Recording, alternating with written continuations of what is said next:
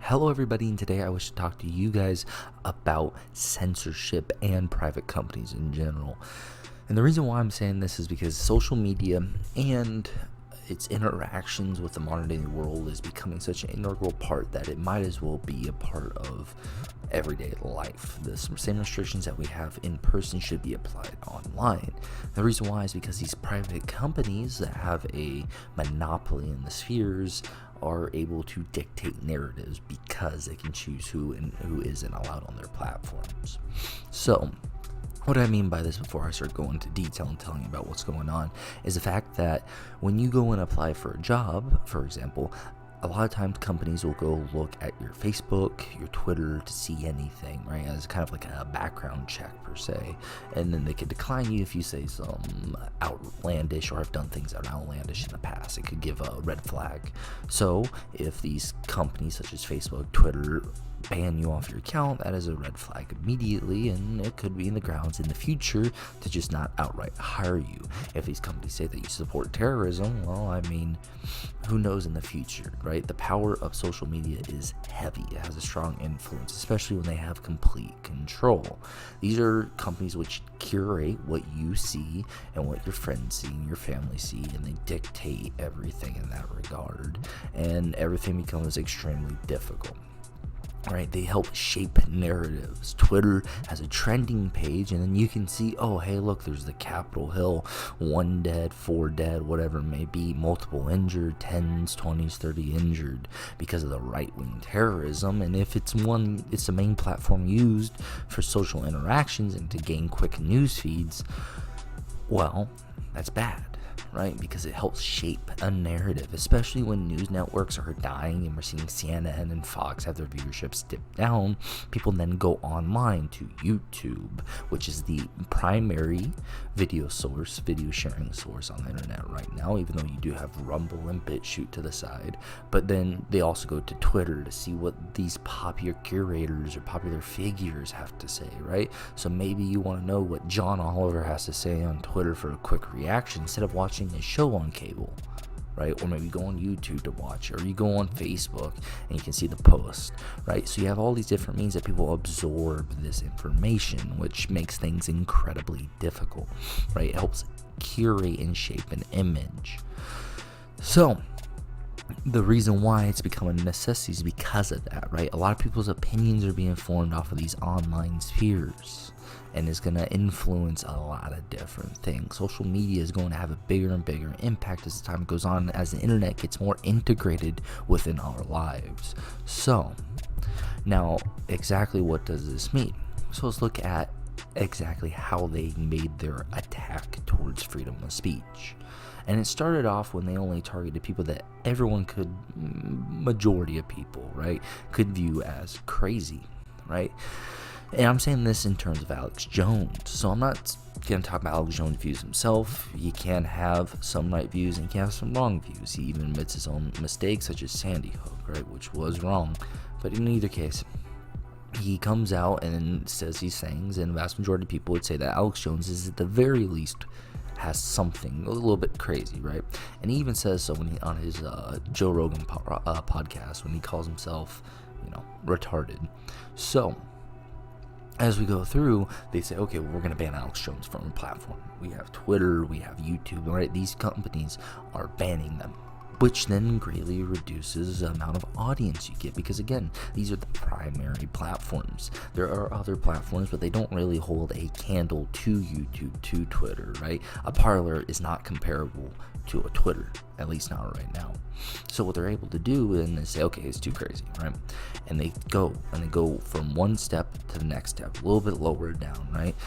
So then they start moving down to any right-wing extremists, right, or people that are just too far, and they start curating the right just slightly. And like on YouTube, for example, they start taking off videos and they say, oh, well, you're misinformation on this ad. They control like election information, right? They say, well, the election fraud isn't real. Right? That is not disputable. And thus, we will take down any videos that go against this narrative. And then they will start banning people on the platform. What we're seeing right now, for example, is that Donald Trump has been suspended indefinitely off of Twitter, and it looks like off of Facebook as well. And they keep pushing this. It keeps going down and down and down the line. They keep making these decisions and saying, well, what about this? What about that? Right? We're seeing now Trump, which is, let's say, at least divisive, right? A 50-50. Maybe we'll say 55-45. 55% of the country doesn't like him, 45% does. Let's just say extreme case for the sake of argument. Now they went from someone that's totally polarizing to now a 55-45 split. Well, really a 50-50 split. So they're slowly nudging it down, and they're using Trump because he's the big figurehead. But then they're going to disseminate down from Trump, right? They'll start banning people that agree with Trump, other big figureheads, until they start going down to the little people. Oh, you liked Trump in the past. Maybe you were at the March on Washington on January 6th, and thus you got to be banned, which will then affect you later down the line, right? And it's not just happening to just Trump right now. We're also seeing this where we're seeing Google has taken off Parler from its store. So then Parler, which is supposed to be an alternative to Twitter, can now not get the exposure it needs. As Apple right now is talking about removing Parler unless it changes its censorship, right? Specifically its censorship. And again, everything I'm saying down below in the description, but please research for yourself. But Apple's talking about it. So now you're having two massive bases to grow being taken off, right? And this comes when Twitter, by the way, banned Donald Trump, and now they're targeting Parler. Well, if Donald Trump moves over to Parler, when that's the only area that you can access his tweets, whatever you want to call it, parlay, well, guess what? Parler's gonna then grow. Kind of weird timing at that point. Really weird. It's almost like these companies are working together to help each other grow and keep the rest down.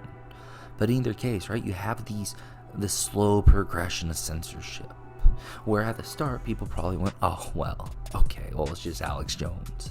But now we're moving to the next stage, and these are people which, sure, Trump is divisive. Right? Even within the Republican base, he is divisive. He causes people issues with the way he acts, and he could act better, right?